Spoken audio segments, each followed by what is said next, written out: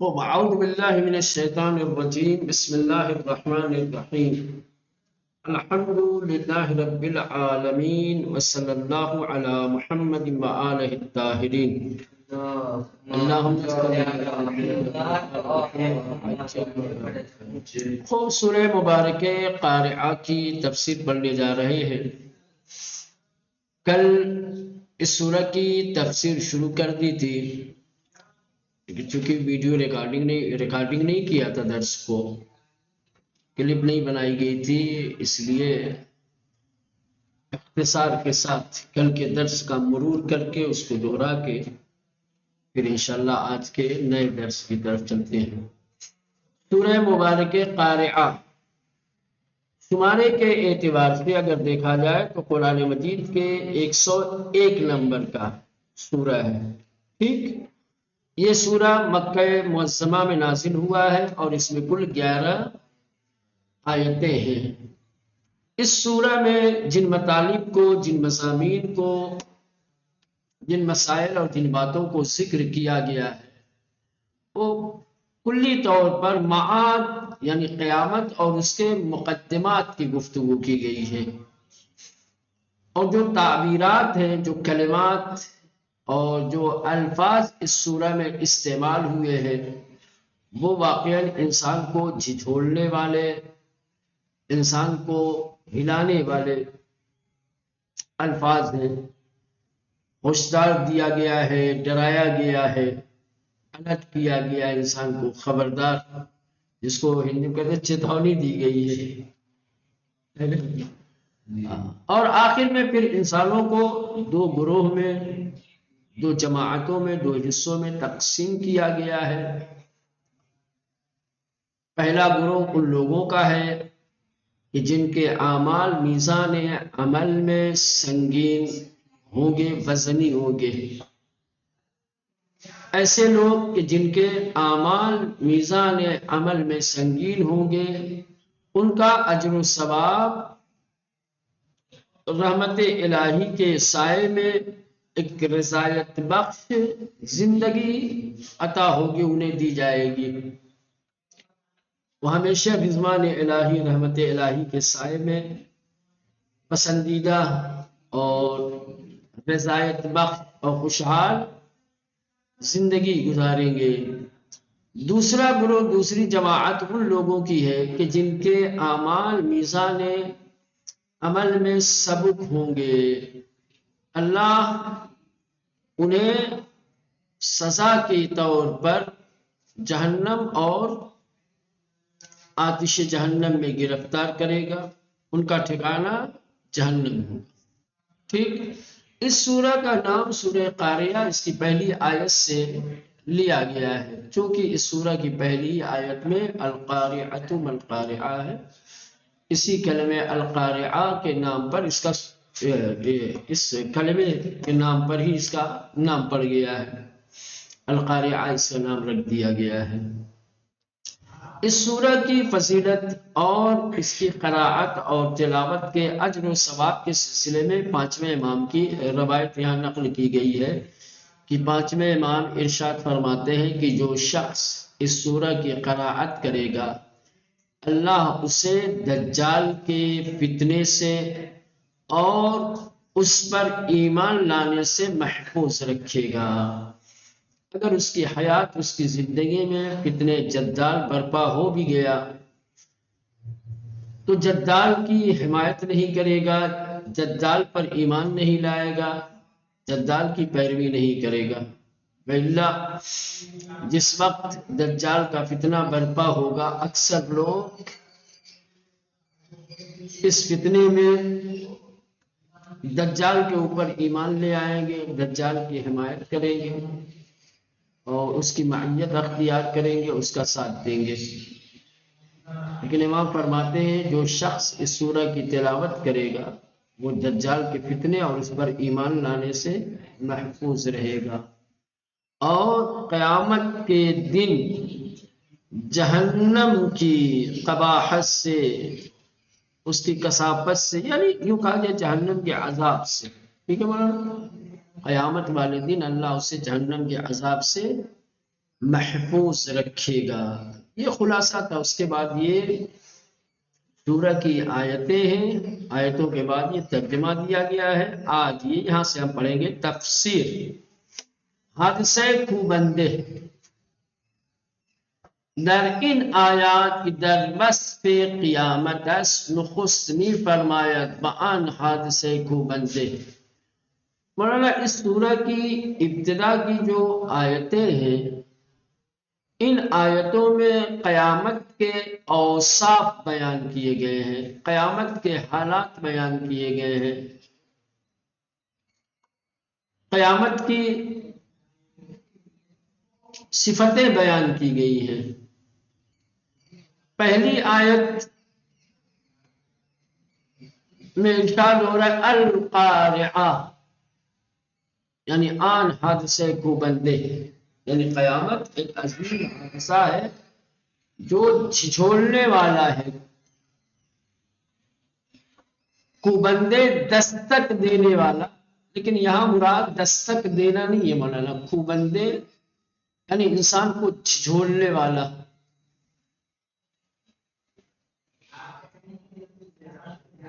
انسان کو بیدار کرنے والا،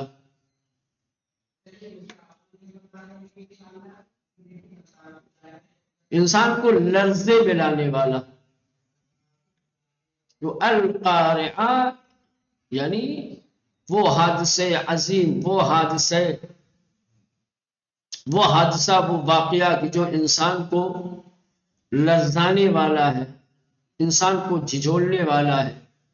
مل قارعہ، چھ حادثے کوبندی اس، کیا جھنجھوڑنے والا حادثہ ہے، یا یوں کہہ سکتے ہیں عجیب جھنجھوڑنے والا حادثہ، عجیب غفلت سے بیدار کرنے والا حادثہ اور واقعہ۔ وما ادراک ما القارعہ، تم کیا جانو کہ یہ جھنجھوڑنے والا، غفلت سے بیدار کرنے والا حادثہ کیا ہے؟ واقعی حقیقت یہی ہے کہ قیامت کا حادثہ اتنا عظیم حادثہ ہے کہ جو انسان کے ادراک سے باہر ہے۔ قرآن مجید میں کئی ایسی چیزیں ہیں کہ جس کے لیے یہ کلمہ وما ادراک استعمال ہوا ہے مولانا، ٹھیک ہے؟ اب یہ ایک مستقل بحث ہے، میں ادھر نہیں جاؤں گا۔ سورہ مبارک القدر میں بھی ہے نا؟ بسم اللہ الرحمن الرحیم، انا انزلناہ فی لیلۃ القدر وما ادراک ما لیلۃ القدر۔ کچھ چیزیں اتنی عظیم ہیں، کچھ چیزیں انسان کے لیے اس طرح سے ناشناختہ ہیں، یا یوں کہا جائے کہ وہ انسان کے عقل و ادراک سے باہر کی چیزیں ہیں۔ انسان کے عقل و شعور میں اتنی گنجائش نہیں ہے، اتنی وسعت نہیں ہے، اتنی استعداد اور لیاقت نہیں ہے کہ وہ اس کی عظمت کو، اس کی حقیقت کو سمجھ سکے۔ اللہ جانیے کہتا ہے وما ادراک کا لفظ جہاں استعمال کرتا ہے، اس کا مطلب یہ کہ یہ حقیقت تم پر پوشیدہ ہے، اس حقیقت کو جاننے کی صلاحیت تمہارے اندر نہیں ہے۔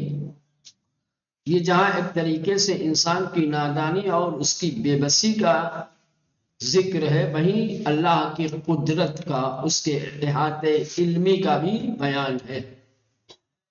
بہت ساری چیزیں ایسی ہیں جسے صرف میں جانتا ہوں، کچھ حقیقتیں ایسی ہیں جس کا علم، جس کی آگاہی صرف میرے پاس ہے۔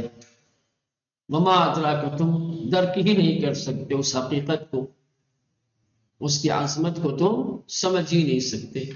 تو بات کرتی ہے بھی قیامت واقعی عظیم حادثہ، چھوٹے چھوٹے حادثات انسان کو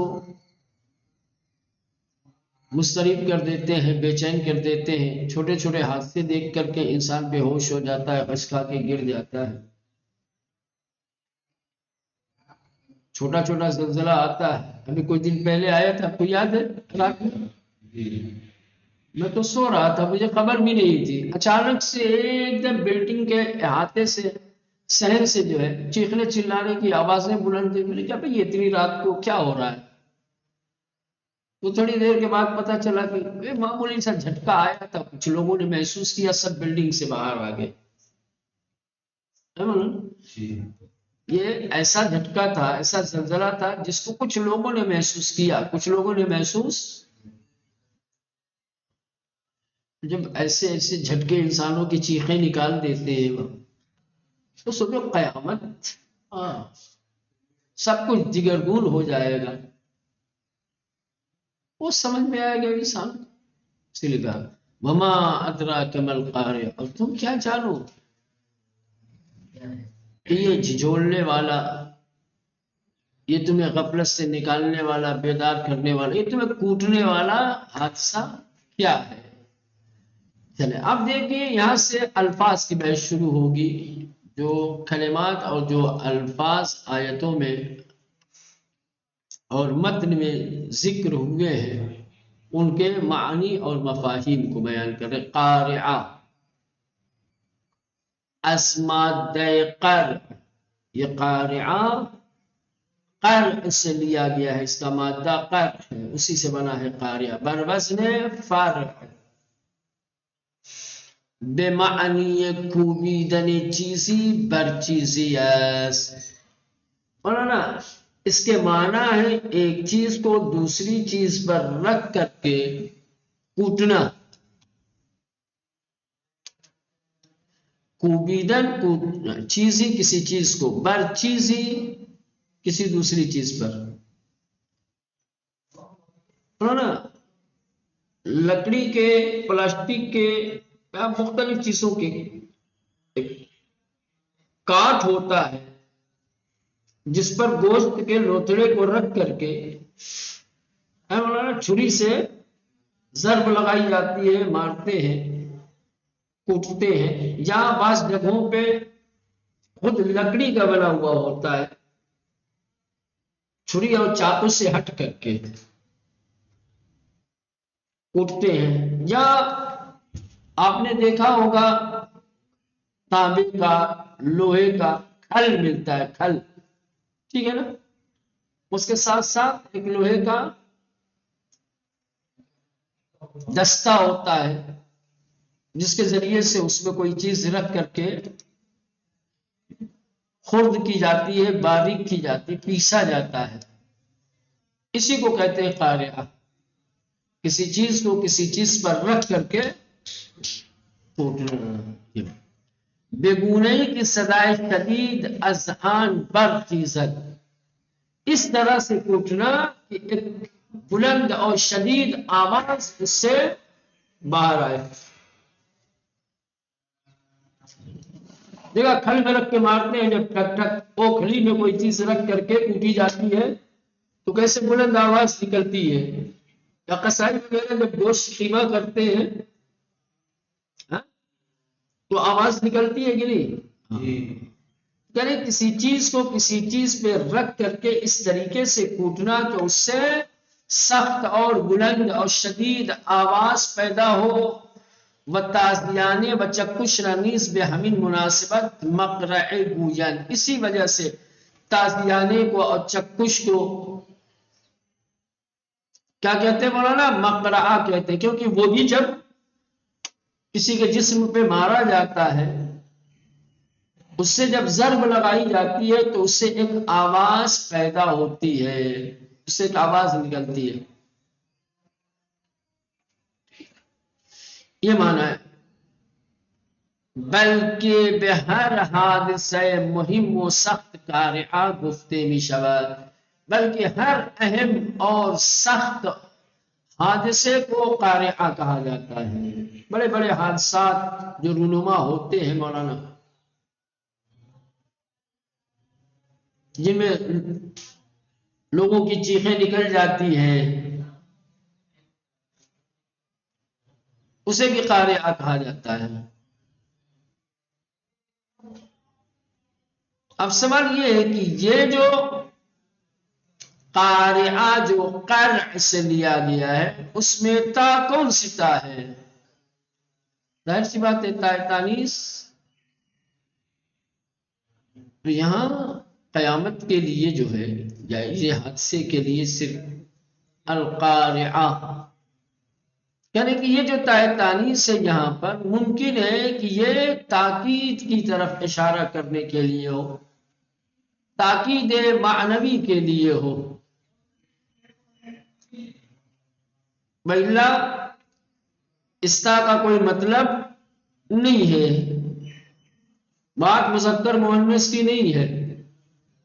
ٹھیک ہے مولانا؟ اگر یہ بغیر تا کے بھی آتا القارئ آتا تب بھی، یا یہی القارئ اگر آ جاتا جو اوپر دیا ہو جس مادے سے یہ بنا ہے تب بھی ہمارا مطلب وہی ہوتا، لیکن تا لگا کر کے مؤنث بنا کر کے استعمال کیا گیا. یہ تا اصل میں تانیث کو بتانے کے لیے نہیں ہے بلکہ تا تاکید بیان کرنے کے لیے ہے.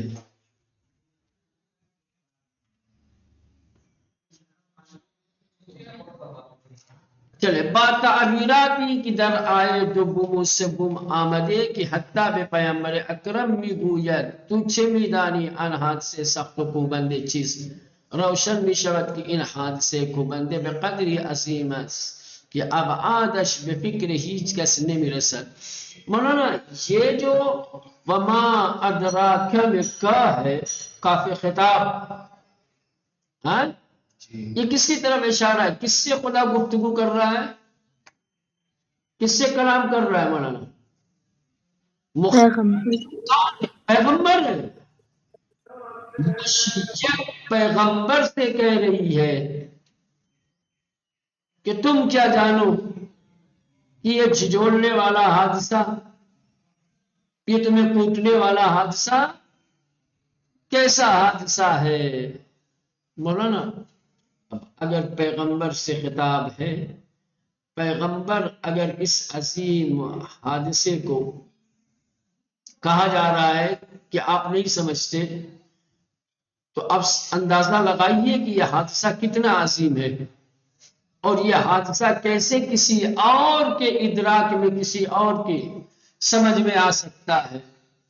جس حادثے کی عظمت پیغمبر کے ادراک میں نہ آئے وہ کسی اور کے ادراک میں آ جائے گی؟ ممکن ہی نہیں.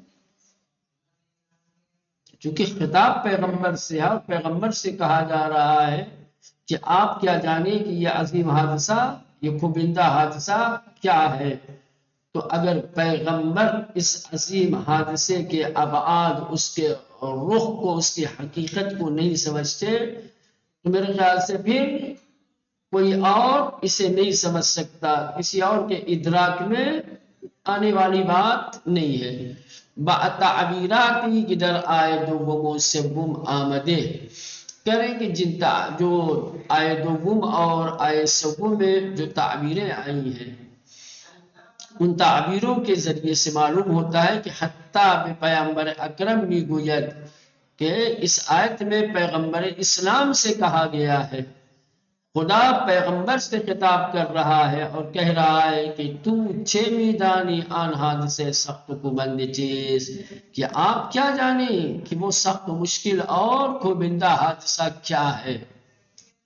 تو جب خدا اپنے حبیب، اپنے پیغمبر سے کہہ رہا ہے کہ آپ کیا جانیں کہ یہ سخت عظیم حادثہ کیا ہے تو روشن می شود، تو اس تعبیر سے یہ بات بالکل واضح اور روشن ہو جاتی ہے کہ ان حادثے خوبندے بقدر عظیم است، کہ یہ خوبندہ حادثہ اتنا عظیم ہے، اتنا بڑا ہے کہ ابعادش بفکر ہیچ کس نمی رسد، کہ جو اس کے ابعاد ہیں، جو اس کے پہلو ہیں، جو اس کے زاویے ہیں، وہ کسی اور کی فکر میں آنے والے نہیں ہے. واقعی یہ حادثہ بڑا عظیم حادثہ ہے. اس حادثے کی عظمت اور اس حادثے کے جو رخ اور پہلو ہیں، جو اس کے جزئیات اور خصوصیات ہیں، وہ انسانی ادراک سے باہر ہیں. بہرحال یہ جو کلمہ القارعہ ہے یہ قیامت کے ناموں میں سے ایک نام ہے، اور اس کے ذریعے سے قیامت کے حادثے کی بزرگی اور اس کے عظیم ہونے کو بیان کیا گیا ہے کہ قیامت کا حادثہ کتنا بڑا، کتنا سخت اور کتنا عظیم ہے، اسے القارعہ سے تعبیر کیا گیا ہے۔ چلیں بار صورت یہاں تک رہنے دیں، بقیہ انشاءاللہ کل دیکھیں۔